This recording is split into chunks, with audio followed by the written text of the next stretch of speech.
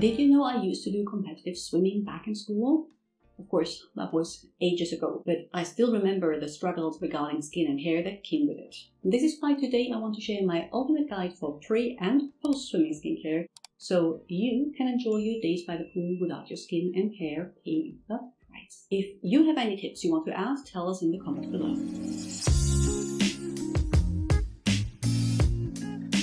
If you're new, you're welcome. I'm Dr. Anne, a physician passionate about skincare and well-aging. Swimming is fantastic for your body. It's still one of my preferred low-impact exercises, but no matter if you are at the chlorinated pool or braving the ocean waves, your skin is probably not as happy as your cardiovascular system. Both chlorine as well as the salt and alkaline pH affect the skin's barrier function, and being immersed in water strips your skin from its natural oils, resulting in moisture loss, dryness, and irritation. Or that new breakouts start appearing on your body, especially on your butt.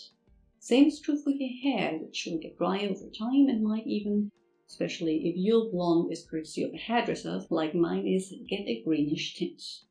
And then there's of course the increased amount of UV exposure you get with all the negative effects that can have on your skin and hair. So what can you do before you head to the pool to keep your skin and hair protected? And when is the ideal time to do your morning skincare routine? That depends.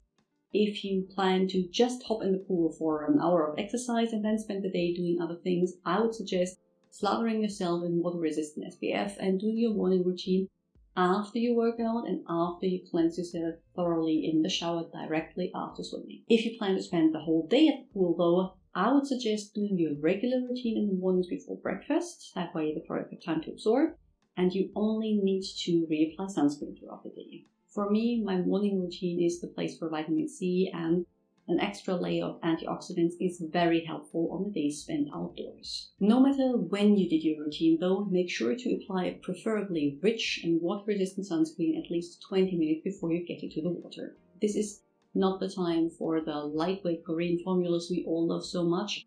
The more occlusive it is, the better.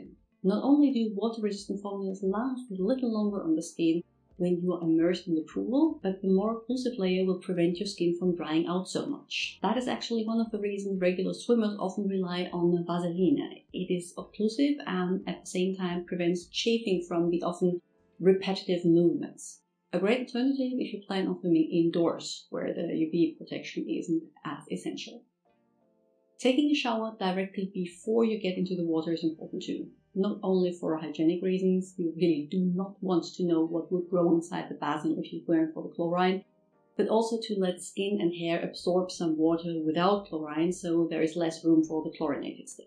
Will that make a huge difference? Probably not as much as an occlusive layer, but every little bit counts. And again, hygiene.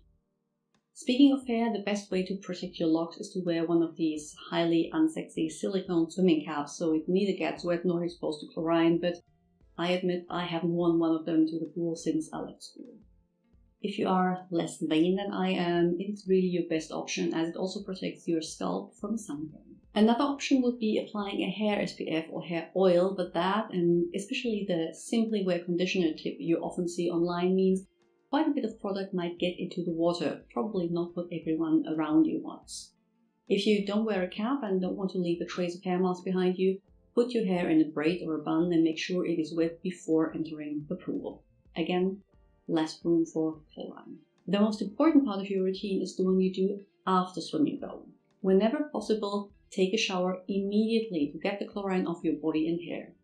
I would also suggest changing out of your wet bathing suit as it had soaked up chlorine, and the wet fabric rubbing against your skin is a trigger for breakouts and irritation. I usually bring a spare set of UPF shirt with me, and once I get out of the water I change from the wet one into the dry one. That way I don't get cold and don't need to reapply sunscreen to such a large area of my body.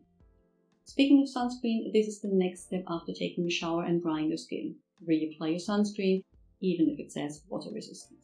If you want to, you can use a hydrating product or an antioxidant face mist underneath, if you care to bring your skincare with you to the pool, which, especially for antioxidants, isn't always a good idea as they might degrade quicker in the heat and with sun exposure. In addition to sunscreen, seek shade and wear a hat to protect your hair and scalp. After your final dip into the water, you can consider using a special shower gel and shampoo designed to remove the chlorine, but I admit I rely on my regular products and a thorough shower followed up by repairing and soothing my skin. That means something like the Geek Gorgeous, the Restless Serum, the Ordinary Hyaluronic Acid plus B5, or the La Roche-Posay Cica plus B5 spray. An extra layer of antioxidants, that doesn't have to be a vitamin C, as they can be irritating. Green tea extract or Centella asiatica are great too.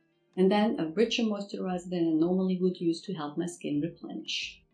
Depending on the time of the day, I will add another layer of more lightweight sunscreen or just leave it at that.